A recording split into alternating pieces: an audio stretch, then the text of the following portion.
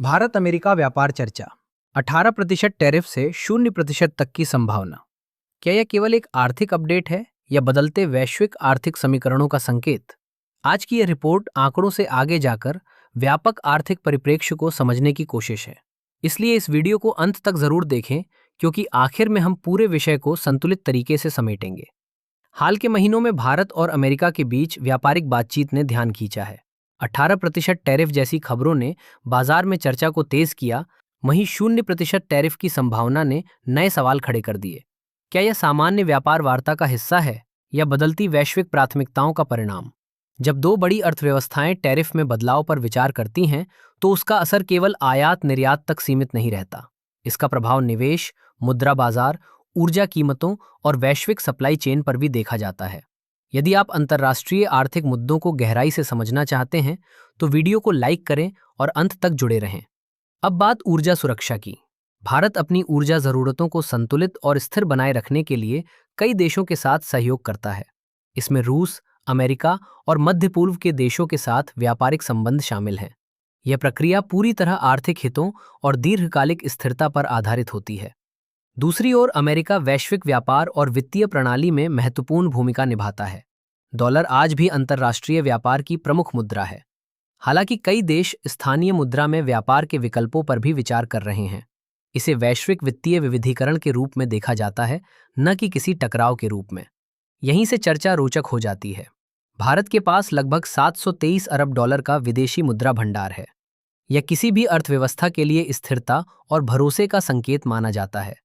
यह भंडार बाजार में विश्वास बनाए रखने में मदद करता है और आर्थिक उतार चढ़ाव से सुरक्षा देता है। कुछ विशेषज्ञ मानते हैं कि भारत और अमेरिका के बीच टैरिफ चर्चा सामान्य व्यापार वार्ताओं का हिस्सा है, जहां दोनों देश अपने अपने आर्थिक हितों को संतुलित करने की कोशिश करते हैं। अब वैश्विक परिदृश्य देखें। वॉशिंगटन, नई दिल्ली, मॉस्को और बीजिंग, ये सभी वैश्विक अर्थव्यवस्था के महत्वपूर्ण केंद्र हैं। इनके बीच सहयोग और प्रतिस्पर्धा दोनों ही साथ साथ चलते हैं। अमेरिका भारत के साथ तकनीकी और रक्षा सहयोग को बढ़ाना चाहता है। भारत भी निवेश, टेक्नोलॉजी और बाजार तक बेहतर पहुंच चाहता है। इस तरह की चर्चाएं आमतौर पर दीर्घकालिक रणनीतिक साझेदारी का हिस्सा होती हैं। 18% टैरिफ की चर्चा को कुछ लोग दबाव के संकेत के रूप में देखते हैं, जबकि 0% की संभावना को सकारात्मक संवाद के रूप में। लेकिन आधिकारिक स्तर पर ऐसी वार्ताएं बहुपक्षीय हितों को ध्यान में रखकर की जाती हैं। सवाल ये नहीं कि टैरिफ कितना होगा, बल्कि ये कि दीर्घकालिक सहयोग किस दिशा में जाएगा। भारत आज वैश्विक सप्लाई चेन में अपनी भूमिका मजबूत करने की दिशा में काम कर रहा है। चाइना +1 जैसी रणनीतियों में भारत को संभावित विकल्प के रूप में देखा जा रहा है। इलेक्ट्रॉनिक्स, सेमीकंडक्टर, रक्षा निर्माण और डिजिटल क्षेत्र में निवेश बढ़ रहा है। अगर आपको इस तरह का संतुलित विश्लेषण पसंद आ रहा है, तो चैनल को सब्सक्राइब जरूर करें।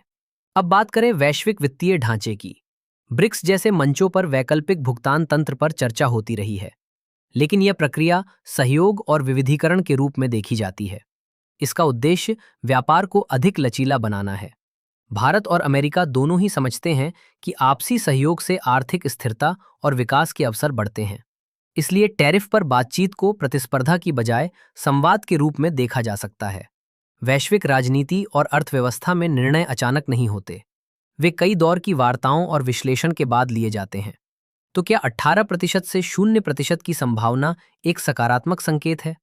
ये आने वाला समय बताएगा। भारत की आर्थिक ताकत केवल विदेशी मुद्रा भंडार तक सीमित नहीं है।